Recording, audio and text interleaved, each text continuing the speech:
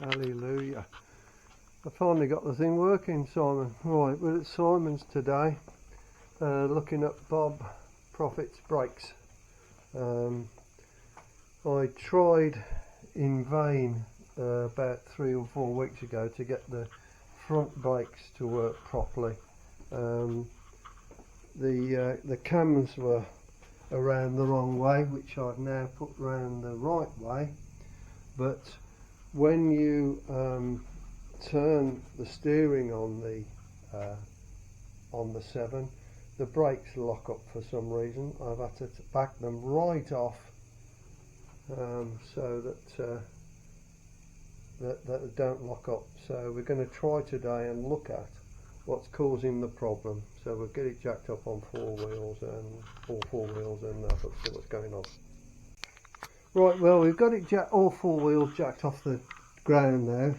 And the issue we've been having is that when you turn on a lock, you'll see that this wheel's nice and free at the moment, but when we turn it on a lock, I'll turn it and get Simon to try and show you what happens.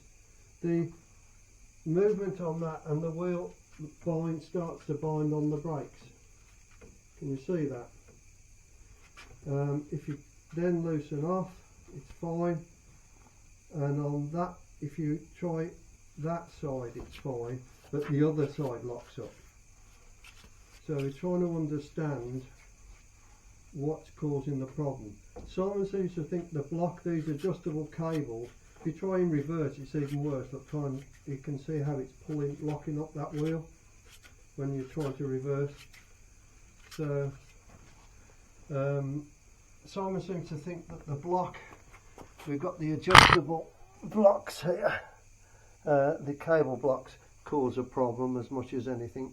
So we'll have the wheels off now and investigate anyway and see what we can find. So we managed to get the one hub off using Simon's new handy tool, the hub remove puller. There we go, nice and easy. I'll go around the other side and you can get the other hub off.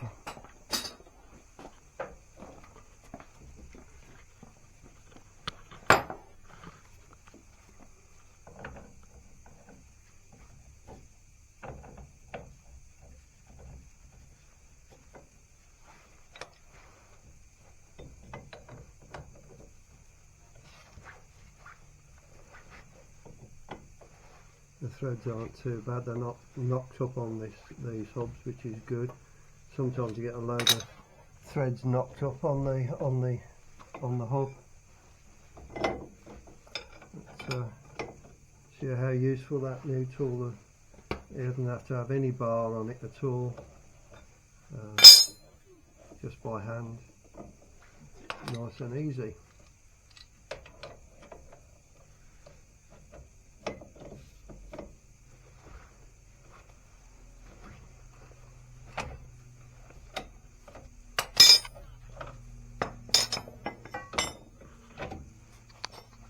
That's that one off. And I say I did these a couple of months ago, so they shouldn't be too bad, but there was something dragging on this and we need to understand what it is. Okay, so we found a little problem. If you look at the pivot point, you'll see that there's rock on the pivot, so that could be causing us trouble as the brakes go on the pivot. So we're going to have to try and see what we can do about that. It might mean the back plate off. Don't know yet. Can you see what? Yes, it's only. Some of them are threaded, aren't they? And some of them are pinned over. And this is a pinned over one. Yeah. So we're going to have to try and do something with that. So that could be the answer to one of the issues. So we'll have a look into that.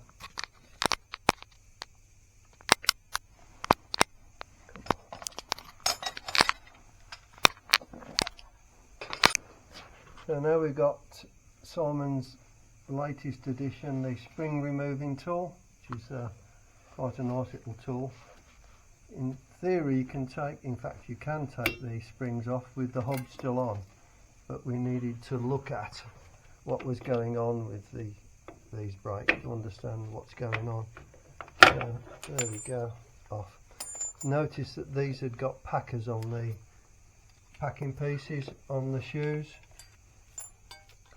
because the shoes had got none of the metal ends on them. Okay, so we'll have a look and see what we can do with this one.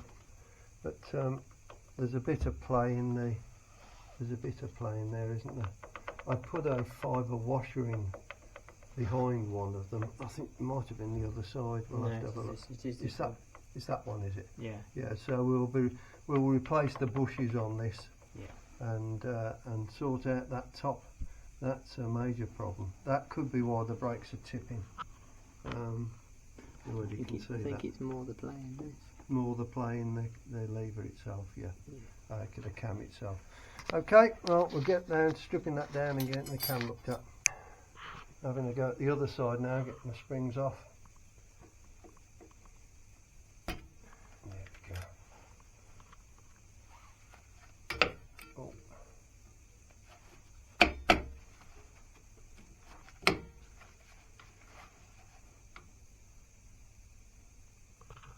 The light isn't particularly good here, so I'm hoping it picks it up all right. There we go.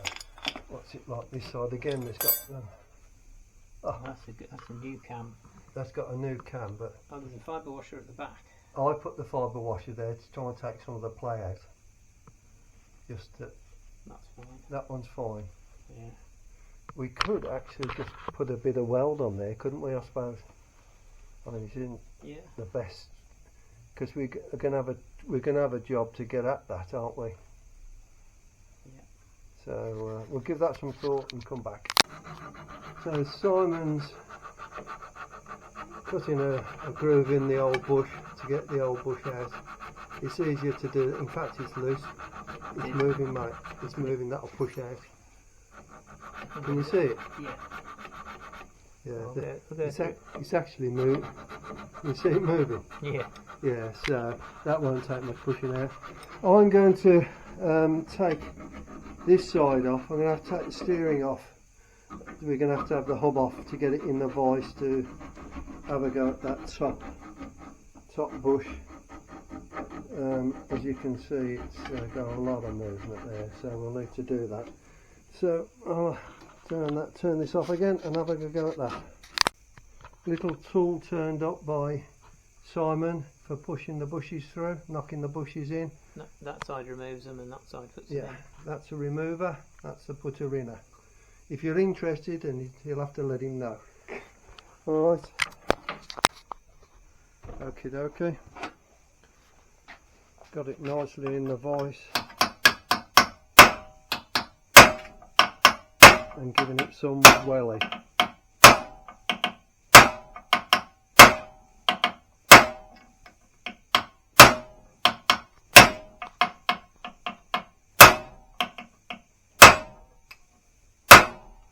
That should do it, I think, now.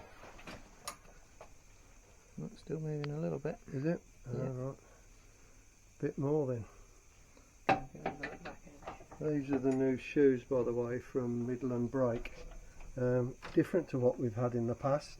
But they got brass in them by the look of it, so interesting to see how they perform. These are the new shoes from Midland Brake. So they're different to what we've had in the past. They're usually the green ones, but these seem to have brass in the linings, so they feel quite good.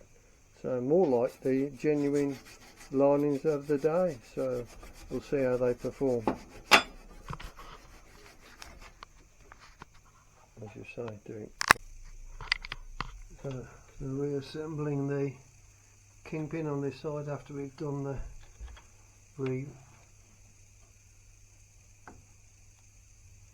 about right. Lining it up. Lining it up, got it lined in nicely.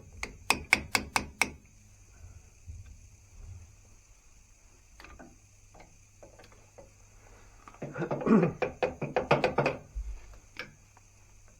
and get the washer lined up, the thrust washer.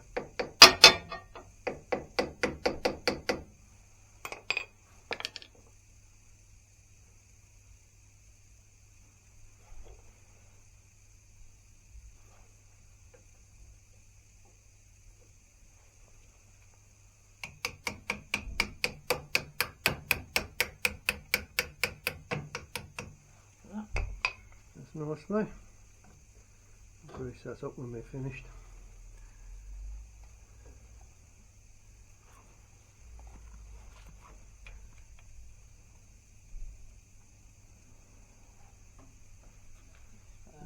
Tap it up a little bit. Line up the hole. The hole lined up so the grease comes down into the hole line.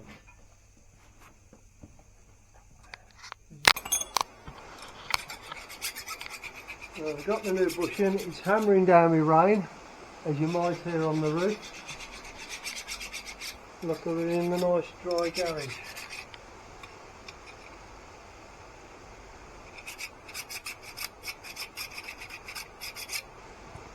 Taking the birds off. Yeah. Oh, look at that. Lovely.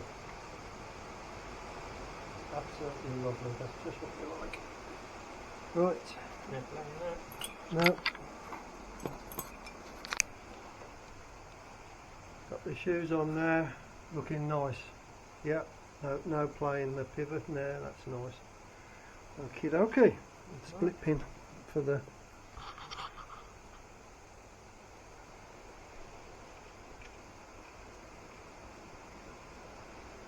We've got new split pins and springs from 7 Workshop. Hold to that one again. Sorry? Hold to that one. It's not gone in. That's too tight. Oh, right. I did the other side, I followed it.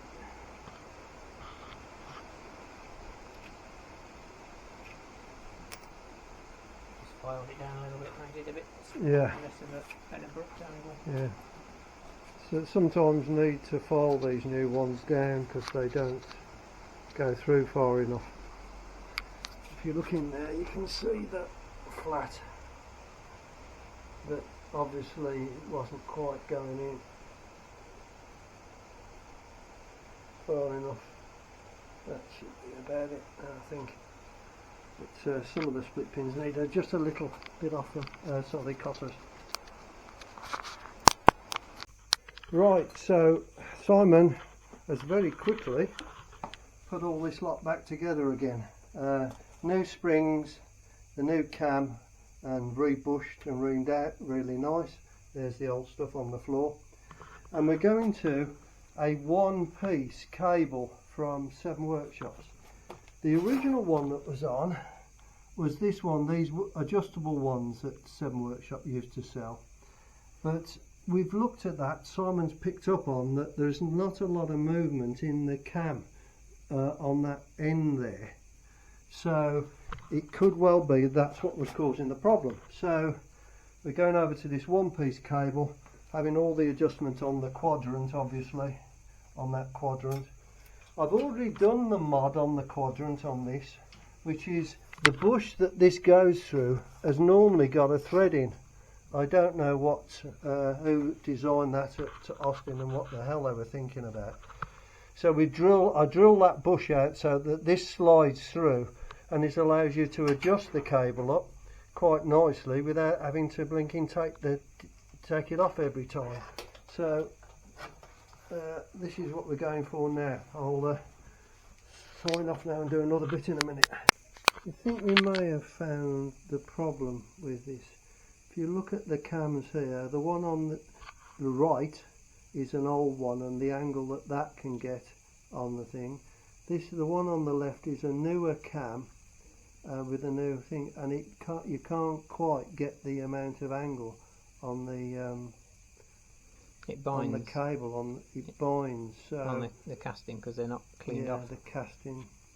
So we're going to have to clear those out to see if that will cure the problem. Because we've still got this issue with if you turn the steering to the far left, it locks up because the cable goes tight because of the angle of the cable. So we'll try and rectify that by having a look at these cams and levers. But yeah, there's something not quite right there. Come on. So we've now filed the cams down, or I haven't, Simon has, he's doing all the hard work. I'm just doing the camera work today. So he's folded the cams down. So these, can you see there that the ball, so that the lever that can come across more. What was happening is that was getting jammed and obviously causing the brake to pull on. So fingers crossed, reassemble for the third time. Yeah, so hopefully this will be the answer to what was causing us the problems. I think the nut might be in the spanner, in the no. It's here somewhere. Where the hell have I put that? Here it is, mate, sorry. Up here. Put it safe. So safe that you can't find it. Unless you know it. Spinning nicely, spinning nicely. So I'll put it all back together again. Turn off, put it back together again and see how we get on. Right, we've still got an issue. And if you look at the cable here, this is the driver's side cable. When it's on full left lock, the cable, this swivel doesn't come round enough, round this way, to square off. And this side, this wheel locks up because this cable is pulling. When you let off, this cable straightens. So we've got to find a way of getting this to allow this to go across. We've already, Simon's already filed. When you come across that way, you can see a bit more. That's straight. At that point, the cable is straight, and it's fine. It's not holding any of the wheels off. It's fine. So it's that last bit. You can actually see it go. Look, it actually pulls it, doesn't it? There's no way you're going to file more off there to get this round. I don't think.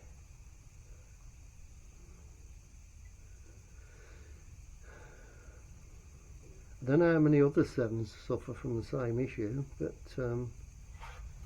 we can't, still trying to understand this.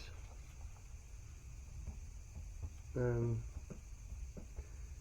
wonder if the quadrant was wider. No, that wouldn't help either, would it?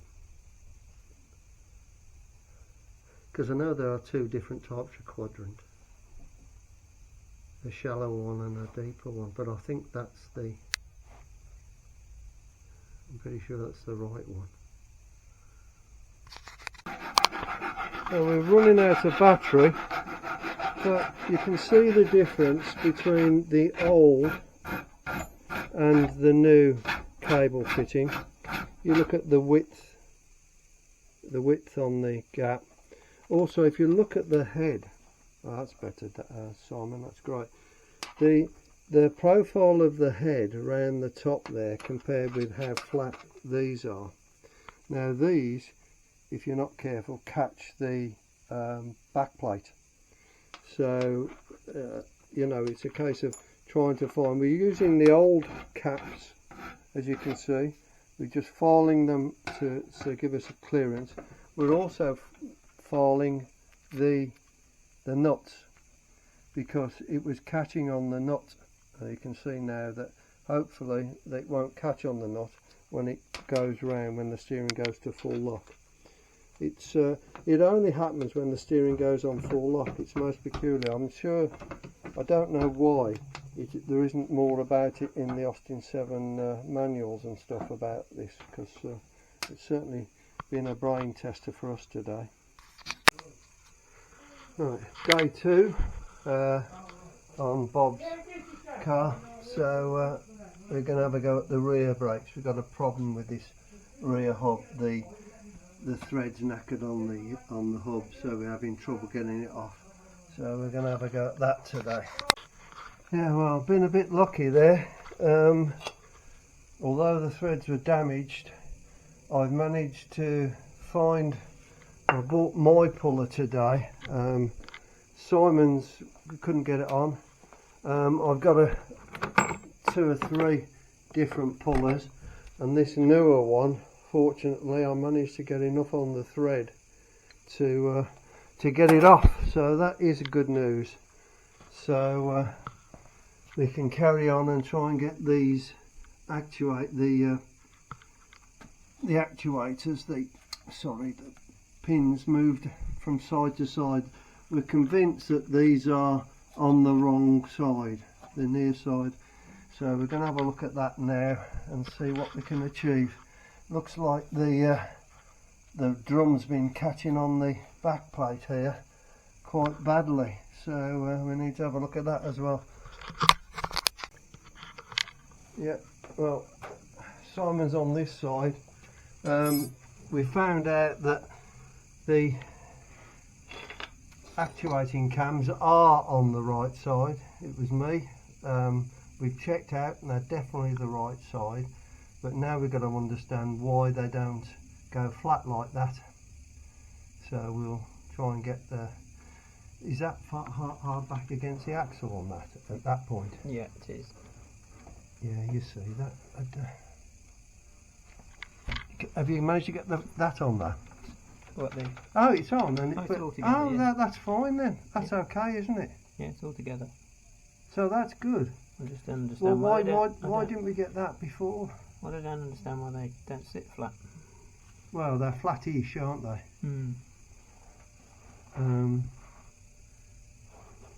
That's good. I'm glad about that. I've got to adjust the on mine, at my side. I've got to adjust the shoes because they won't go into the operating cam. So. No, these weren't to start with. Right, you've had to just file them up, have you? Yeah, just dress them up. But I think that's Yeah. why they don't go, because they're not flat. Not flat. We can't file them flat though, can we?